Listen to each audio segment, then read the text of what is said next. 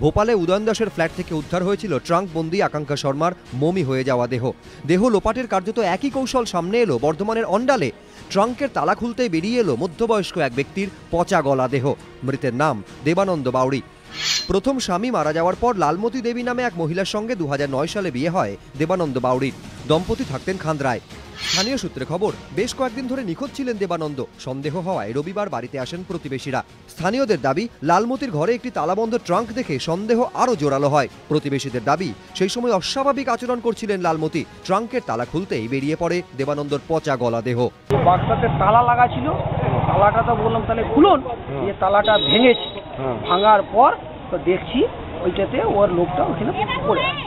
খবর যায় পুলিশে। লালমতিকে জেরা করে ঝাড়খণ্ড থেকে খোঁজ মেলে তার প্রথম পক্ষের দেওর অমরজিতের। জেরায় অসঙ্গতি মেলায় দুজনকেই গ্রেফতার করে পুলিশ।